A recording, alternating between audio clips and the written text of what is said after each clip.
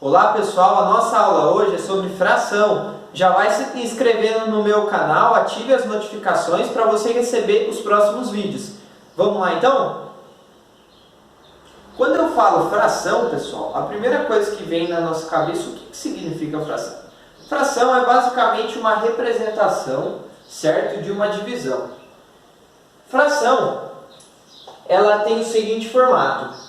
Ela tem um número em cima, outro número embaixo. O que separa esses números é uma barra, certo? Essa barra indica que é uma divisão. Então, fração é uma divisão, certo?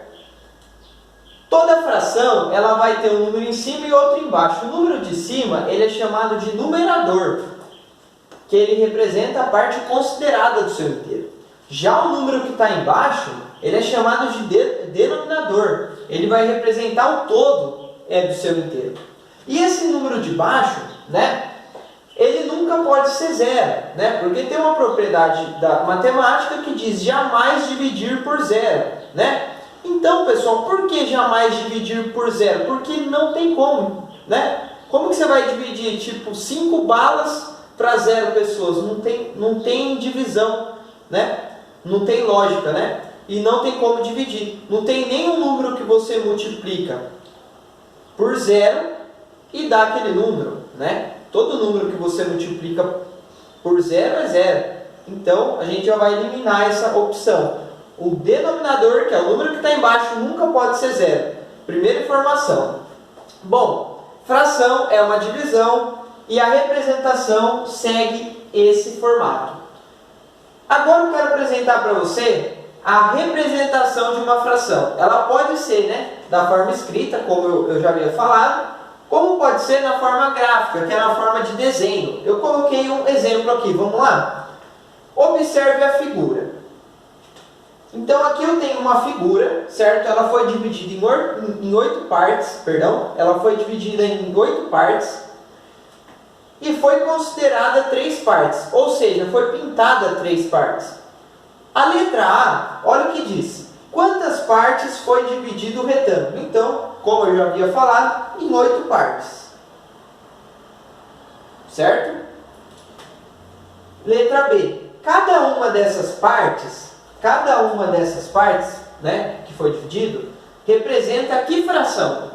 Olha que legal, pessoal. Se eu considerar que eu pintei uma parte só, né, ele fala cada uma dessas partes, uma parte de quantos? De 8, não é? Então, eu posso escrever a fração 1/8.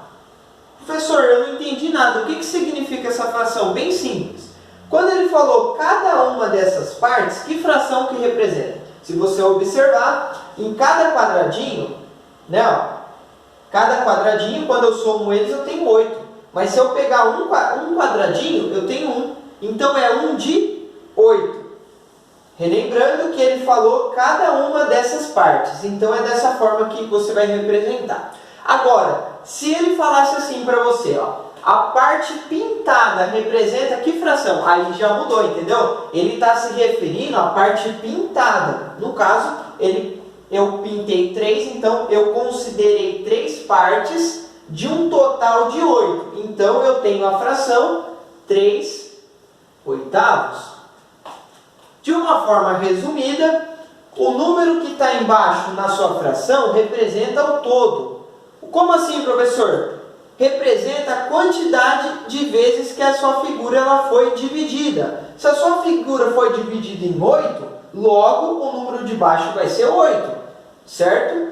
Agora, o número que está em cima é a parte considerada. Então, aí que está o erro de muitas pessoas. Às vezes, os professores falam assim, pessoal, o número que está em cima representa a parte pintada. Só que depende da pergunta, pessoal. Olha que interessante. Nessa pergunta aqui, ó, ele tá se referindo, qual parte ele tá considerando? Ele está considerando somente um quadradinho. Então, quando você considera somente um quadradinho, então eu vou ter logo 1/8. Agora, quando eu considero a parte pintada aqui, ó, se você observar, a parte pintada foi 3, né? Logo, eu tenho a fração 3/8.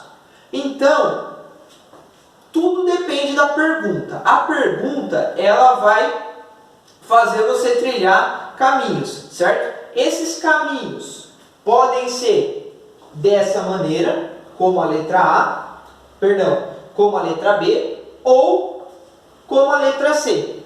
Você pode considerar a parte pintada ou cada uma dessas partes, ou seja, cada parte. Vai ter exercício que você vai considerar cada parte da figura e vai ter exercício que você vai considerar a parte pintada. Tranquilo? Beleza, pessoal? Vamos lá, então? Exemplo 2. Observe as figuras e diga quanto representa cada parte da figura. Então, aqui ele quer saber cada parte, parecido com a letra B, né? E a parte pintada. Então, ele quer saber cada parte. Então, seria... Vamos lá, então? Se eu pegar cada parte aqui, ó, um exemplo, eu pego essa partezinha aqui, ó, uma parte de quantas? De 8, né? Então, 1/8 representa o quê? Cada parte.